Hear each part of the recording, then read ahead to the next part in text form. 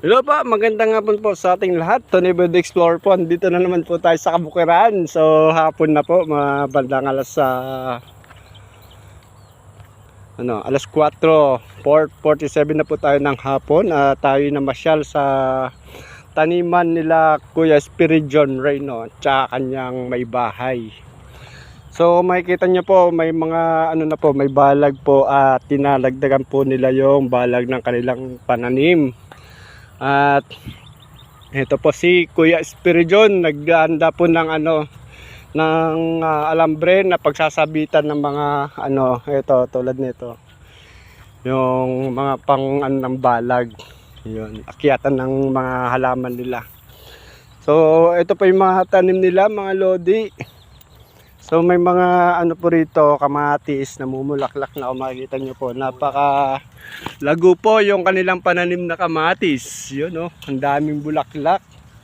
At may nakikita po tayong rito, pruning na pinoproning nilang po ng kamatis. At may mga dito na pagbawasan.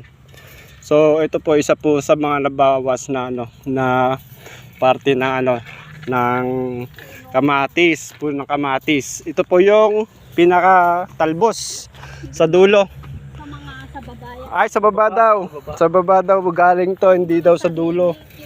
Oo, yung mga sanga-sanga. Yun, sanga daw. Nagbawas sila ng sanga. Kung makikita nyo po, may mga pagtanggalan na po rito ng sanga ng kamatis. Para daw, ate? Para mas malago at mas maraming bunga. Malaki yung bunga. Ay, mas malaki yung bunga. O yun, mas malaki pala may bubunga ng kamatis pagka ganun. So, ganun po yung paraan ng ng pag-aalaga ng kamatis. Maliban pa po yung mga napanood nating sa YouTube, sa talbos naman, sa may dulo ng kamatis, tinatanggalan yun. Pero sa kanila, doon sa may sanga-sanga, iba naman sa kanila. Yun. At si ate, yun.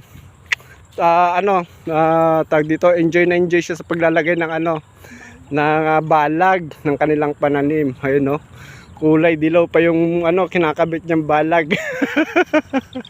So ilang araw ka na naglalagay ng ate, balag?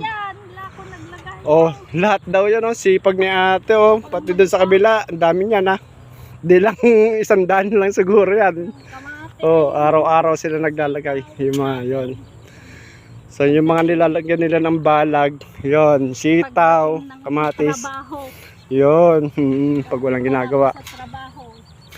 So dagdag kita po nila ate yan, Ate Remy.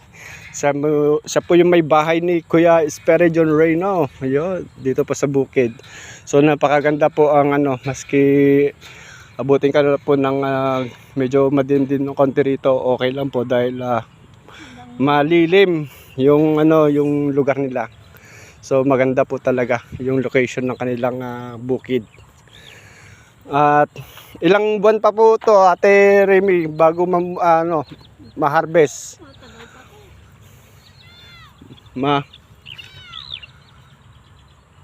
Abot pa ng may 2 buwan o 3 ganon. Ayun, di pa alam ni Ate Remy kung gaano ba katagal pa yung Ha? Hindi kabisado ni Ate Remy yung yung yun, taga-benta at saka taga-pitas, yun yung parte ni Ate Remy. Yun yung magawain niya para maging ayos yung nila. Yun, magpo-proning sila. So ano yung ginagamitan nila? Magbabawas ito Paano kayo magbawas? Ayun, ganyan lang. Pinuputo lang talaga. Kasi masyadong bibigay kasi yung puno niya pagka masyadong madami yung sanga-sanga. Hindi niya kaya. Hindi, kaya naman, kaya lang. Kasi yung nakita namin sa tinatanggal nila. Parang doon kila Juday sa ibang bansa. Sa ibang bansa. Ayun pala. May anak kasi siyang ng ibang bansa at sabi niya, yung natutunan nila doon sa ibang bansa, ibinabahagi niya dito kila papa niya dahil nagtatanim din sila ng mga gulay. So mga ilang sanga yan sa isang puno ang natatanggal. Depende mo sanga na. Depende sanga na. Sanga niya sa baba lang naman. Oo. Saka na lang yung yung kamatis na dulo yung pinaka Yun, sa dulo niya pagka kasi na siguro malugo na. Kasi pag hindi mo binawasan ito, ano Ayun, yan, bibigay na yung ano, Ayun. yung tali. Ganun. At saka So, matibay yung, ibig mong sabihin matagal yung- matagal yung bunga, parang yung kamatis namin doon, ang tagal na, ang dami pa rin bunga. Oo, hanggang ngayon. So, hindi Ano lang... yun, ilang bagyo yung naabutan no. Oh, ganun ka, ano sila, katindi.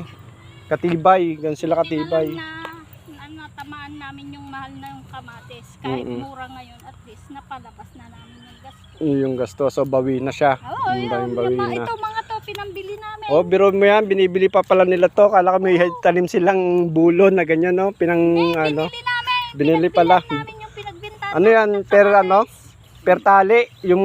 Tali, yan. Oh. Hindi, Ito, mga to, binili namin. Ayun. Yung mga, yung nagbentahan namin ng kamatis, nakabili yung asawa ko ng, yung pangbutas ng poste. Oo. Yun, pinagbentahan niya ng kamatis. Biruin mo Saka yun. yung pangdilig. Hindi na kami nagtatabo-tabo, may pangdilig. Ay, may na kami. pandilig.